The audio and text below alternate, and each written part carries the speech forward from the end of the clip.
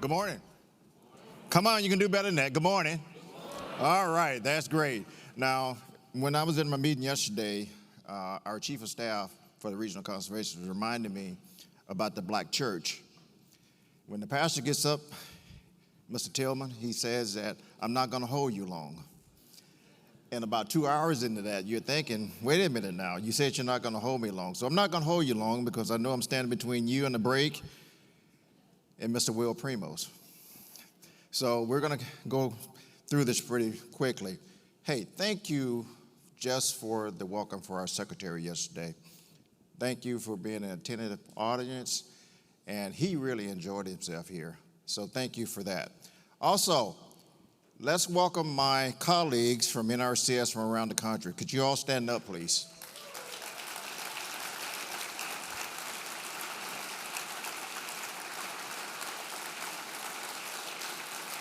Thank you for that. And you know, I gave them the option of being here or staying home for Valentine's Day. Guess where they are? They're here. So, folks, for the next few minutes, we're going to talk a little bit about some really important things. And I want to start off with, and I have a clicker here. I got to make sure I can do this right. We're going to talk a little bit about the history and kind of how this whole thing started and why we do what we do. It's going to be real important as we talk through this next few minutes. When we talk about locally led, and we talk about Hugh Hammond Bennett and what happened in the 1930s, the early 1930s, the call, you can call it the call to arms. And the secretary talked yesterday about what happened then and where we are with this climate challenge right now. It could be almost the same thing. But let's think back to 1930 when that Dust Bowl happened. And Hugh Hammond Bennett was standing in Washington, D.C. And he's waiting for this storm to get there. And people were getting pretty restless. He said, no. And I could probably hear him say, just wait, it's coming. And it showed up. And look at where we are today. This is a picture of our founder and our first chief in 1940 in a field in Idaho, Curtis. And he was talking about soil health at that time. We've been doing this for almost 90 years. Now, we might be calling this something else today, but this is what we've been doing.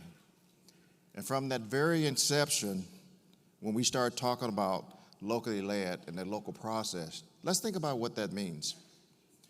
That means that you all have an important job at that local level. Now, one of the things that is statutory, it's there, it talks about the local led process and all these programs that we administer. I am hopeful that every one of you are part of your local work group. You have to be in the conversation to talk about what those local resource issues are. What are your local concerns? And from those local work groups, that information should be going up to the State Technical Committee, which a lot of you, hopefully you're on or have a voice. And those folks are talking to those state conservationists out there about resource needs and resource challenges at the local level and at the state level. And of course, we're probably going to send some things down from the administration that are important. So how does that state conservationist take all that information, boil it down, and come up with that system for that state? We give them a lot of latitude in making those decisions. I hope you're engaged in this local process and how that all works. Secondly, we're a science-based agency. And I hear a hand clap over here. We're a science-based agency. That's real important. Because we don't just go out and just randomly do, I used to hear Dave White talk about random acts of conservation. We don't do that. We do things in a science-based approach. And how do we do that? We do that through conservation planning. That is an important part of what we were built on. That's an important part of our mission. and that's going to continue to be an important part. We need planners out there that are out there working with landowners. We've been hearing that 70% of this land is in private ownership, and we're those trusted partners that go out and work with these landowners to talk about these conservation needs. I can remember back 43 years ago when I was an intern in SoilCon, my job was to go out and get and do 102s, 104s, 106, and 108s. I know that don't mean a lot to a lot of y'all, but those were my goals. I had to go out and meet with landowners. We walked every acre. We talked about what those resource concerns were, and we made recommendations. And you know what? Sometimes that landowner already had the solution if we were listening as they talked to us. We developed that conservation plan, and at that time, we didn't have all these federal dollars. These folks did a lot of this conservation work out of their own pockets. If we provide that conservation technical assistance, most of this will happen. And one of the other things we have to do is give farmers credit for the work they're already doing when we show up. That's going to be really important as we move forward. Here in this slide, Vermont, the Orleans Conservation District. Are y'all here today? Travis is here, our state conservationist. Thank you, Travis. And they're helping us with edge of field monitoring. This is really important. Folks, as we move into this next phase, we've been talking about MMRV, the measurement, the monitoring, the reporting, the verifications. That's going to be important. Let's think about this. When you're sitting around your dinner table at 6:30 at night and this commercial comes on about agriculture, how do we explain the investment that the public is making when we talk about all these investments? How do we explain that? It can't be tons saved. It can't be parts per million. How do you explain that to the voting population that we need this investment? That's going to be critical as we move forward. Voluntary. The Secretary talked about that yesterday. This is how we get work done. We're not regulatory. If we were regulatory, I wouldn't be here. And I know a lot of you wouldn't be in this room. It's voluntary conservation. How do we go out and convince that landowner that these methods, these practices, these things we do are important? How do we do that? That's why you're all here. Because a lot of you do this on a voluntary basis as board members. You don't get paid a dime for what you do. Oh, you might get a little mileage. And if you're Bob First, who I know is here from Ohio, he puts on like 20, 30,000 miles a year when he was president. And you could show up anywhere in the state of Ohio and Bob First was there, especially if there was a restaurant. Bob, sorry to pick on you. But you folks do a lot of great work. And we're going to need that to continue. And when you look at this slide, I had an opportunity to be in New York City with our state conservationist, Blake Glover, and look at some of the urban work that was happening. Phenomenal. People want to grow local. They want to buy local. They want that nutritional value when they pick that fruit or vegetable. They want to keep it there. Great things happen in the state of New York. I was in the state of Georgia, and where's my Korean family? Are you in here? The Korean Association? They're association from Georgia. And I will tell you, those folks are doing some amazing work on conservation in the state of Georgia. It was great to be there to see some of that work going on. In our tribal nations and some of the things that are happening there, you know, we have a responsibility there. We have a trust responsibility. And we've been doing a lot of work with our tribal nations on consultations and the great work that happens around this country. We have to make sure we're inclusive of all the folks. Now, there are 5 priorities that we set for the agency when I came in. Number 1, equity. 2, climate change. 3, urban agriculture. 4, workforce. 5, partnerships. They're all important. And we're going to need all of you helping us to achieve this. And lastly, I want to talk about partnerships.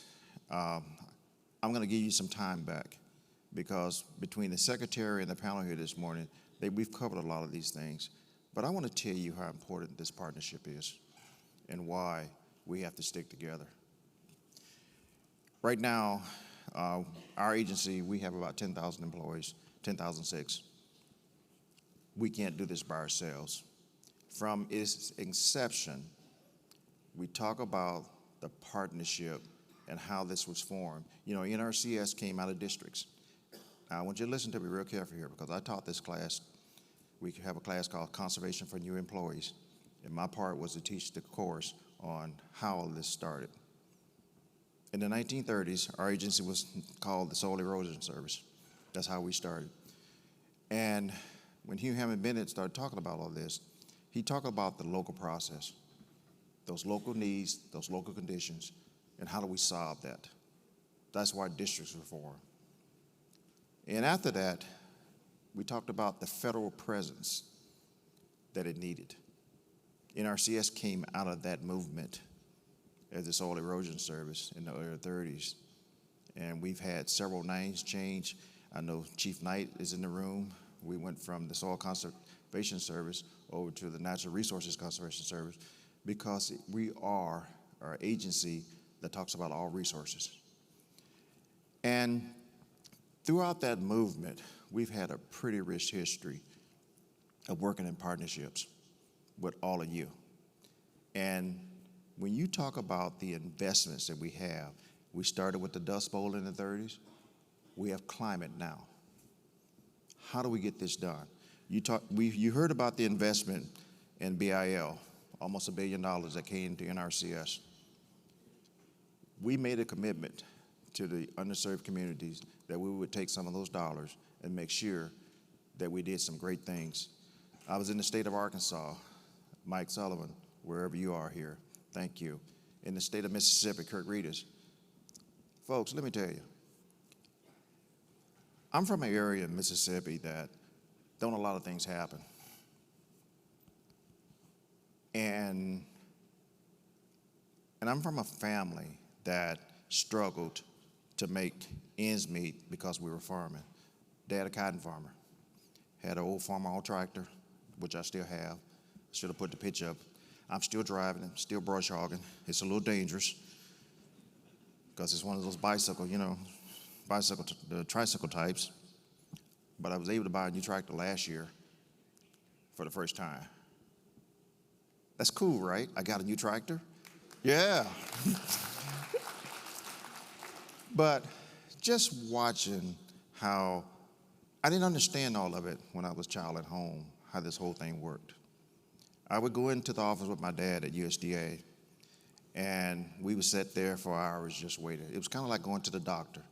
At that time, we had to go to the health department, and we went in the side that said color folks.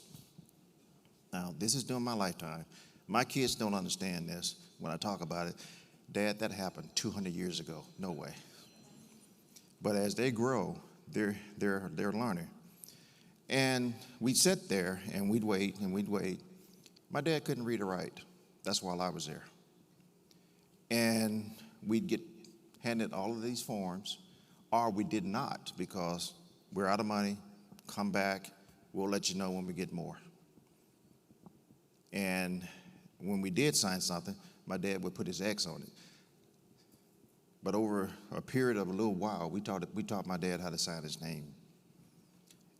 And we taught him to read, me and my sisters and brothers. I'm saying that to say this. We have a lot of folks out there that want to be part of this conservation family. And we have to open our doors and be open-minded enough, as the general talked about yesterday. What did he tell us? Our audio has to be same as our video. You remember saying that?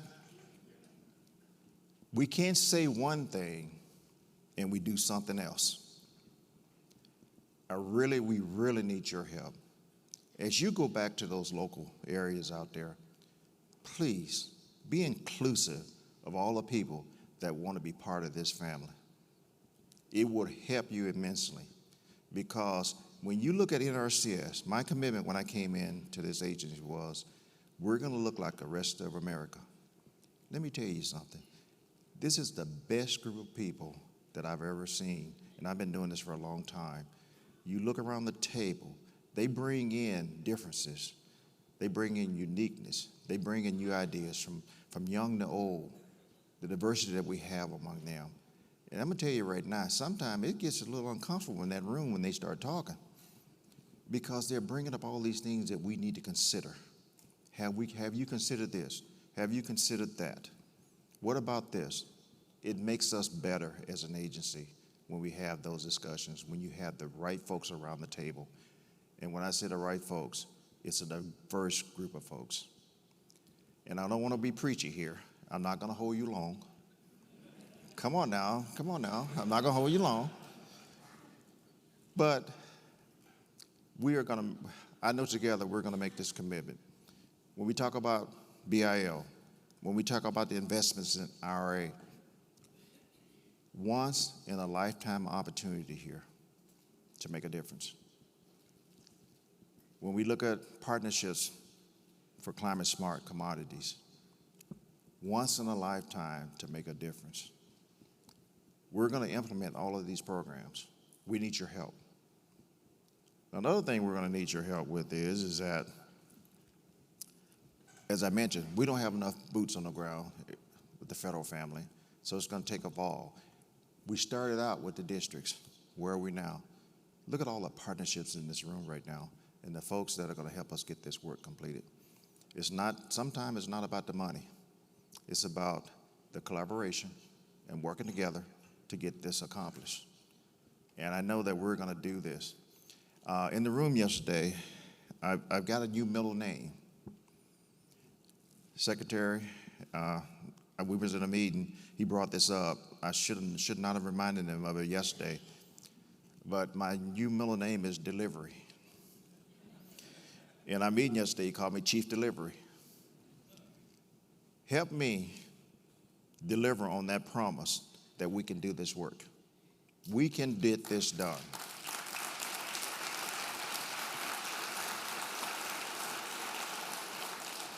We can get this done. The biggest investments in conservation,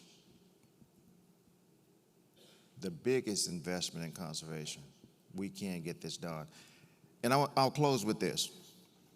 When you go home, please walk into that office and say thank you to that district administrator. Thank you to that district technician. Thank you to that education specialist. Thank you to that soil conservationist, that soil conservation technician. Thank you to that district conservationist. Thank you to that area conservationist. Those are the folks that are accomplishing this work. And with all of us working together, we can create a clear path for them to get this work completed. Folks, we need you. We need you engaged. And thank you for your warm reception from me and my team. We are partners with you. We're going to engage with you. Again, we can deliver to this American public a great conservation movement. The needs, when we talk about soil erosion, we talk about soil health, we talk about water quality, anything they're talking about, we can deliver that. So thank you for the opportunity to be here, and Michael Crowley is going to join me on stage right now.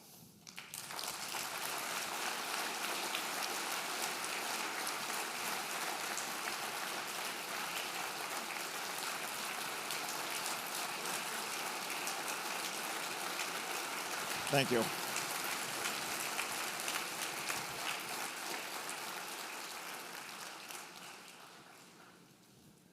Mr. Crowder and I have an important task here. We're going to talk about this year's winner and the example of cooperation between NACD and NRCS. And I'm just going to give you an example here. Sharing an intern to install irrigation equipment and complete program field checks. This effort has been a win-win. The intern gained valuable experience in the field, NRCS met the challenging workload during the busy irrigation season, and the district met its goal of protecting local resource concerns. The Earth Team, this is the Earth Team Award, and this is a special one to me because I won them every year. It was either me or Arkansas. And just think about the value of volunteers and how they make sure that when we're out of the office, they keep the office open. They're out there doing this important work for us. Maybe they get to drive a government vehicle. They might get a district or NRCS shirt or Earth Team shirt. But those folks are so important to this mission and just the contribution that they make to all of us every year. And I know district board members are volunteers, but this is also a special group. This year's Earth Team Award goes to the Tri-Basin Natural Resources District in Whole Ridge, Nebraska. And Curtis Sheely is here to accept the award. Is Curtis here? Good job. Curtis. Thank you, sir.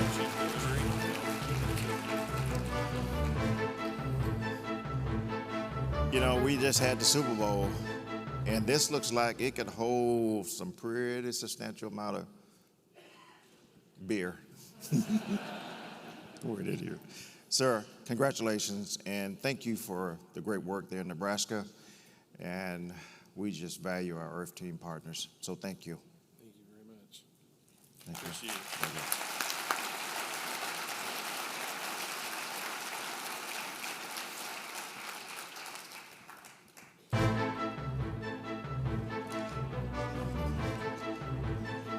I'm going to take this one. Michael, don't leave. Don't leave. Michael, don't leave. This wasn't in the script. Michael, come back. This wasn't in the script. So you got to indulge with me just here for a minute. You know, I know Michael's going to be going out as president. And let me tell you about the relationship that he and I have had. It's not in the script. You know, you folks are very fortunate to have him as your outgoing president, your president for 2 years. Mike and I talk a lot, and he always starts the conversation with, Chief, I don't want to bother you. Michael, you're not bothering me. We need to have these conversations. And this partnership that we formed and this friendship, more important, the friendship that we formed and trying to lead these agencies. Let me tell you, he's a great guy. And I know that he enjoys being out there in that duck blind, which I enjoy. Maybe one of these days, in about 3 years, I can go see him after the cooling off period. And just knowing that he was there just to talk and talk through situations in some of the states and how do we do this and how do we do that. And I know I'm going to have that with your new president coming in. But I would just want to say thank you to Michael for his hard work over the last 2 years and being a great partner. And I have a NRCS lapel pin here. I also have the agency coin that I'd like to present him. Thank you.